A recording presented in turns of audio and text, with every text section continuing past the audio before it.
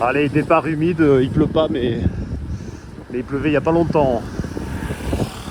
Bon, ben bye bye San Agustin, un endroit avec un pouvoir d'attraction particulier. Et revoilà le Rio Magdalena. Lui, il va m'accompagner un petit moment là. Vous allez en entendre parler. Il est bien couleur cacao avec tout ce qu'il a plu.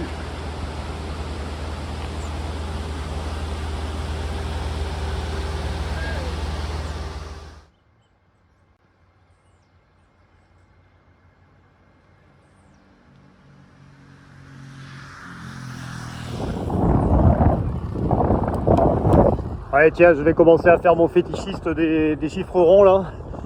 Donc je viens de passer 5000 km. Bon, et alors le problème c'est que jusqu'à Bogota il n'y a que 400. Et j'aime pas quand les chiffres sont pas ronds. Donc je vais essayer de faire un chiffre rond. Mais ça va être dur parce qu'il faut que je fasse 1000 km en 9 jours et demi. Bon, je vais peut-être pas être débile à ce point là quand même. Bon, on verra bien. J'ai un autre chiffre rond, celui du dénivelé. Et celui-là il est tout prêt, d'ici 2-3 jours. Après je dis ça, moi j'y peux rien sur ces chiffres ronds parce que mon papa en rentrant d'un tour de vélo, il fait des tours dans la cour pour faire un chiffre rond au compteur.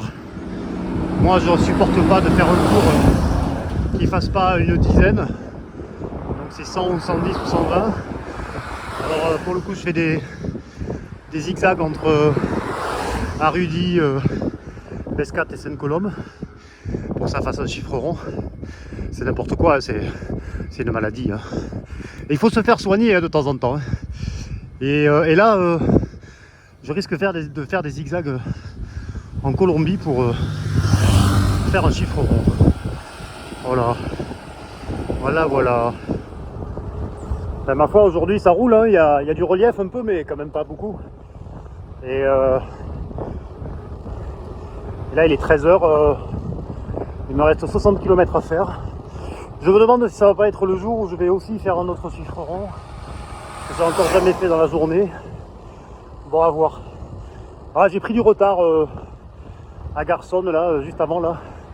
À Garçon. Parce qu'alors, autant... Depuis le début, je trouve que les serveuses sont très froides. Et sans que moi, je sois dans un rapport de séduction quelconque. Et elles sont souvent même pas le minimum, juste dire merci, au revoir avec un petit sourire, ouais. Et rien de plus. Et je la joue assez inaccessible. Et là, à Garçon, carrément une serveuse qui est venue s'asseoir à ma table 45 minutes, m'a raconté toute sa vie en me faisant des yeux. Et bon, c'était étrange. En fait, depuis que j'ai ma nouvelle coupe de cheveux là, je sais pas, doivent me confondre avec Mbappé là. Là, ça va être chouette. Je vais longer ce lac pendant, je sais pas, il fait 50 ou 60 km. Et c'est le Rio Magdalena et c'est la première prise d'eau, le premier barrage depuis sa source. Mince alors, j'ai crevé. Je me dépêche à arriver là-bas. Je serai peut-être mieux pour réparer tout ça vite fait. Bon, ben c'est reparti. Ah, ça prend vite un peu de temps, une bonne demi-heure, ouais. J'ai mis une rustine plutôt que pour garder ma chambre à air neuve. Mais la garder neuve, justement. Celle de rechange. Bon, en tout cas, j'ai de la chance de... Ça fait 2 fois que je crève en pouvant réparer en buvant un café et un coca à long mois. Plutôt qu'une The Middle of Nowhere.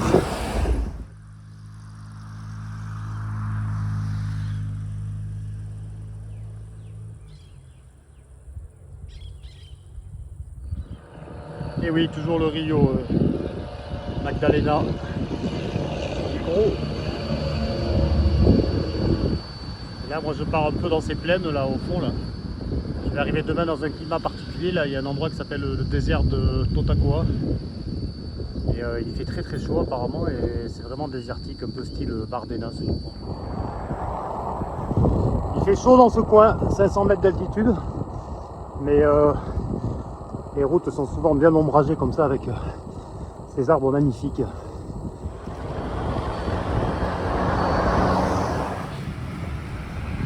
Ouais, donc là, quand j'étais devant mon hostel, là où je vais dormir, j'avais 226 km au compteur. Bon, et c'est complètement nul.